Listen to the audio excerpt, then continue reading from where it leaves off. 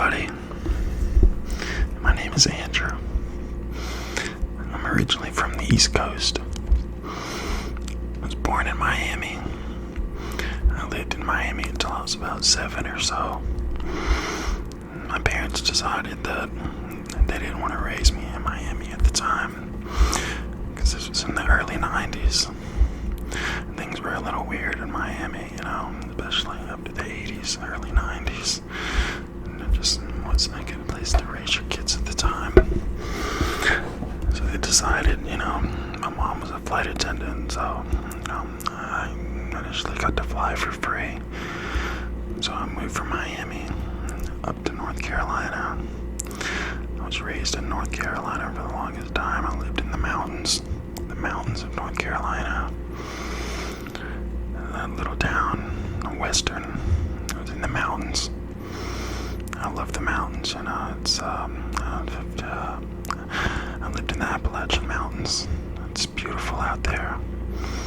They had all 4 seasons: the winter, spring, fall, and summer. And in the winter time, we would get 15 or 16 inches of snow sometimes.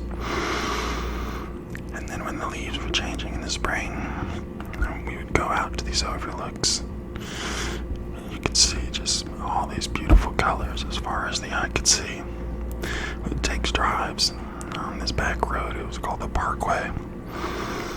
And on the Parkway, it's all these different rock tunnels, windy roads, just deep in the mountains. Beautiful, lush, green trees. It was everything that you could ask for from a hippie perspective. I would go out there. We would get a 4-wheel drive and just go as deep as we could in the mountains. Basically try and get lost. So, there's a lot of things about the East Coast that are just beautiful to me. Obviously, aside from the nature aspect of it, there are a lot of my friends live out there. Mostly friends from sports. I love playing sports, basketball in particular. I like basketball because it's just it's a team sport. Different positions. I was initially a point guard, and the point guard is the guy that dribbles the ball up the court. And then I grew about 6 inches in a year. So I went from playing point guard, which is typically the smallest position on the court, to center. And center is the biggest position on the court. So, I learned how to play all positions from the 1 all the way to the 5. So, just working together as a team to accomplish a mission, trying to win a championship. So, my parents would always send me to these basketball camps, starting at age 11 or so. And I went to a basketball camp. I went to all these basketball camps growing up, so I became really, really good at playing basketball. I was never very good at shooting, but I was pretty good at dribbling and passing the ball and playing good defense. So, it was just one of those things where sports just kind of became my life, I went on from playing basketball to golf. I really like golf. I grew up watching Tiger Woods play golf, and Phil Mickelson and all these different golfers that I wanted to be like. My dad, he owned a restaurant at a golf course. It was a country club. So after school, I would take the bus to the golf course, and I would just go out there and play as much golf as I possibly could. So I also became really good at golf. It's kind of a gentleman's game. It's a game of respect, and it's also an individual sport. So it was one of those things where if you have one really good shot, then you walk up to your next ball, you have another really good shot, and you're feeling really good about yourself. and then you finally get it onto the green, and then it takes you, 5 putts to get it into the hole. Typically, if you're playing golf, it's either a par 3 or 4 or 5. I would get it onto the green in 2 or 3 shots, and then take me, 5 or 6 putts just to get it into the hole. So it became one of those things where you have to really play every single shot and focus every single time for all 18 holes in order to shoot a good round of golf. So to me, it was kind of really working on composure and being able to just take it one shot at a time, and learning how to use the clubs and the distance between what each club is capable of doing. So yeah, golf to me really became a passion. Aside from basketball and golf, I also like football. Football is also a team sport, a lot more contact, and it's also a team sport. I like playing together as a team, working together to achieve a common goal, a common mission, which was winning the championship. I made a lot of friends through sports and, working together, and just kind of a bunch of like-minded people. Something that I've always been passionate about.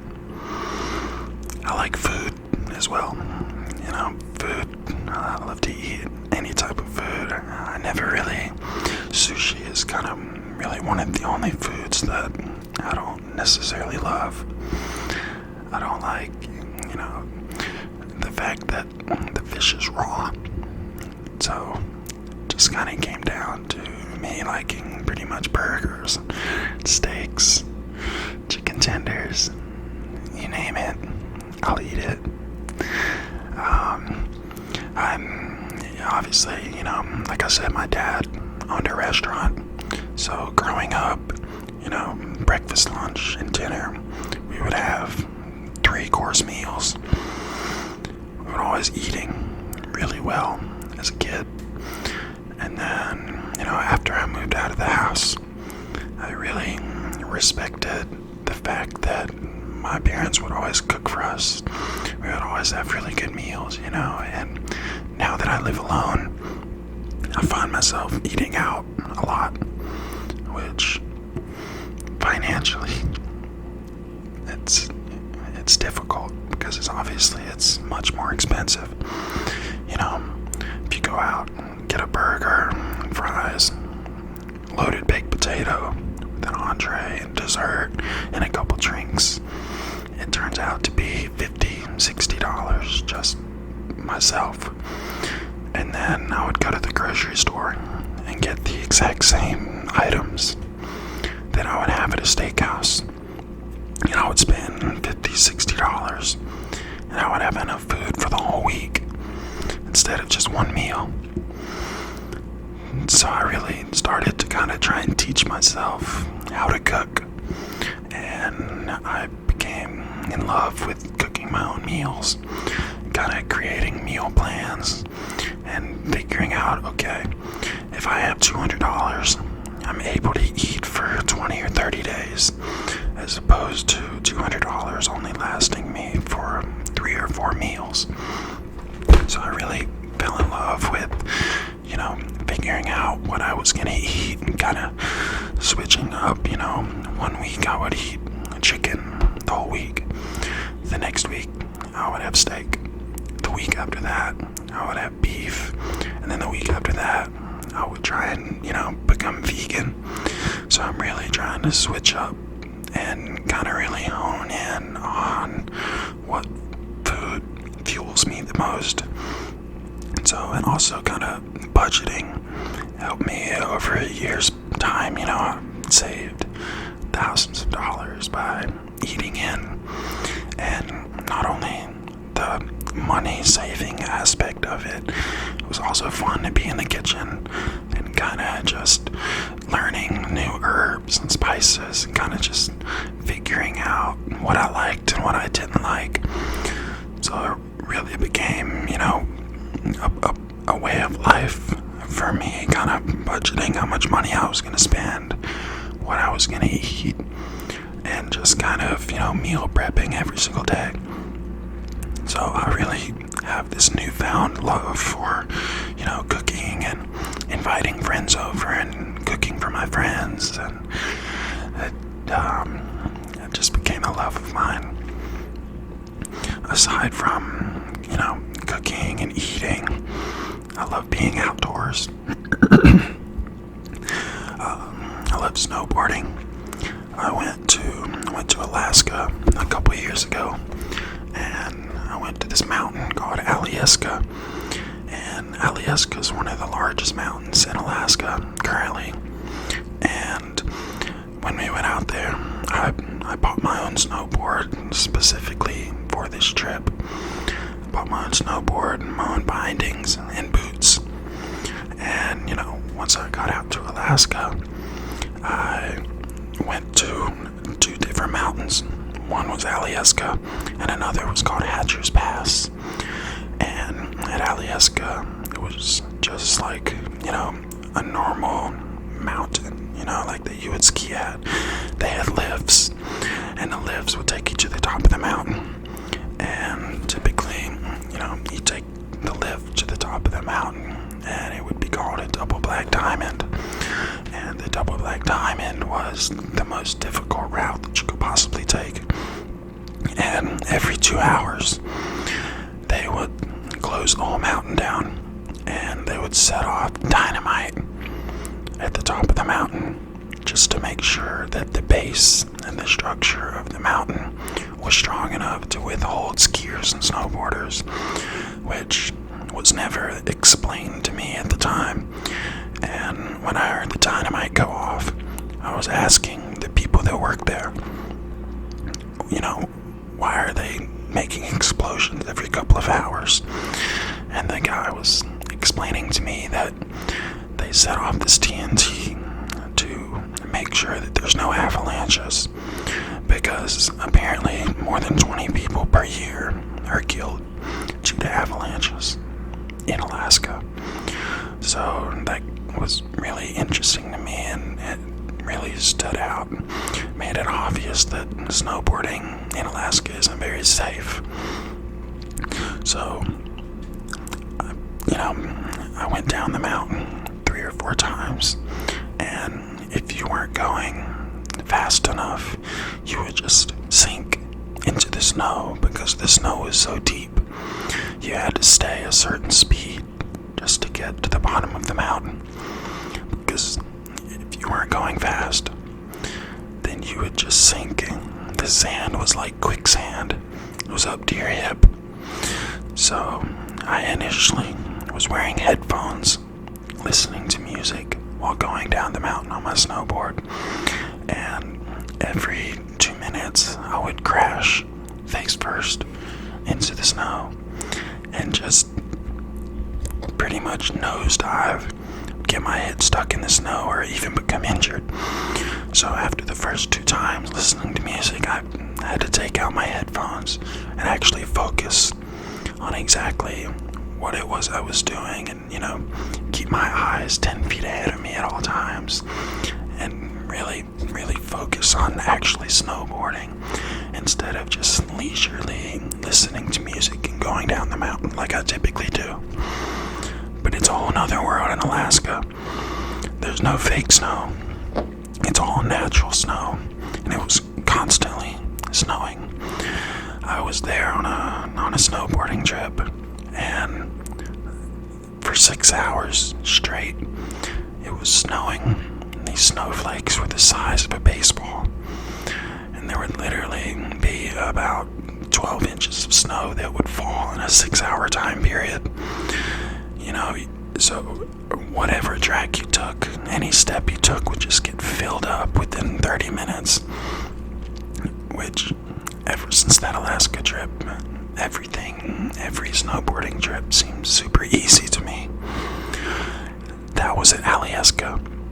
When I went to Hatcher's Pass, which is also in Alaska, it was a natural mountain. So there were no lifts. There were no ski lifts to get you to the top of the mountain. So my mom took my buddy and I out there, and she would drop us off at the top of the mountain. And once she dropped us off at the top of the mountain, we would snowboard to the bottom of the mountain. And my mom would crank the heat, warm up the car for us, and pick us up at the bottom of the mountain, and then take us back up until we were just exhausted. My aunt lives in Alaska, which is kind of the whole reason that we went to Alaska at the time, is because we had a free place to stay. And my aunt, every year, she was a tomboy. She loved being outdoors, and fishing and hunting, and doing outdoorsy fun stuff like pretty much everybody in Alaska does. So we would go fishing. My cousin, he was a professional fisher. He had his own boat. He would show me how to fly fish, kind of how to, tie a hook to the line, and would show us all the techniques of fly fishing. And it was really interesting because, it was salmon fishing. So you would see, we would be fly fishing. And when you're fly fishing, obviously the hook and the bait don't go in the water. You keep it about a foot above the water, and you do this multiple times because you're trying to reenact, what a bug would do if it were flying above the water. So the fish are looking up, constantly looking for bugs to eat, and you just have to basically make your rod and your line and your bait look exactly like a bug. It was so much fun. It's similar to bow hunting. It not only is more challenging, but it's also a learning experience because it was something I had never done before. So I really enjoy fly fishing because once you do catch a fish, it just makes it that much more rewarding because it's more difficult. There's a technique to it, and learning kind of how to tie these knots and how to make sure that the hook is out, and what type of bait you're gonna use, and it's everything kind of just all comes into play, and it's really difficult. So that's also something that I did in Alaska. I love being outdoors and kind of learning how to hunt, how to fish, how to live off the land. And really, my cousin was, played a huge part and a huge role in my life, and kind of introduced me into the great outdoors. So after moving to California a few years ago, I've kind of steered away from being outdoors, and I feel like I've kind of a homebody.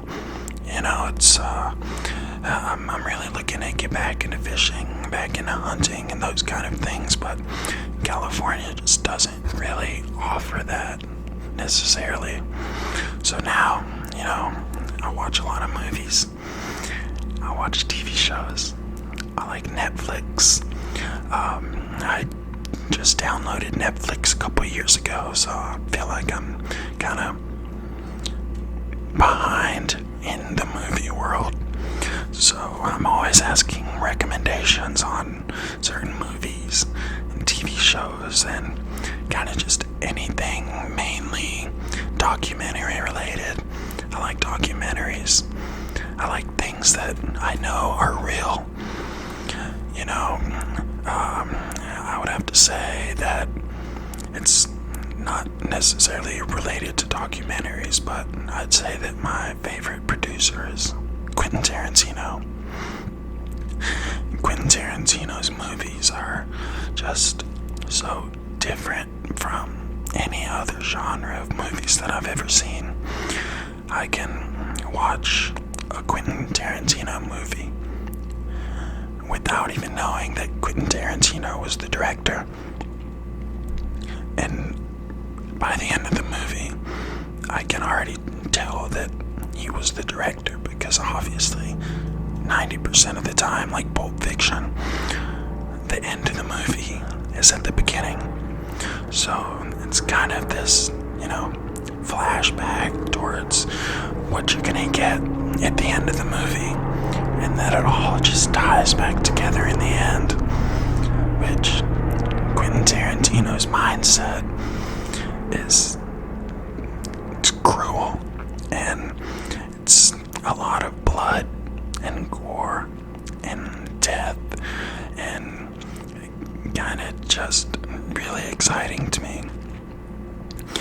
Aside from movies, aside from hunting and fishing and being outdoors, I like going out, going to bars and clubs, and hanging out with my friends and listening to music. And thanks for watching. I'll catch you next time.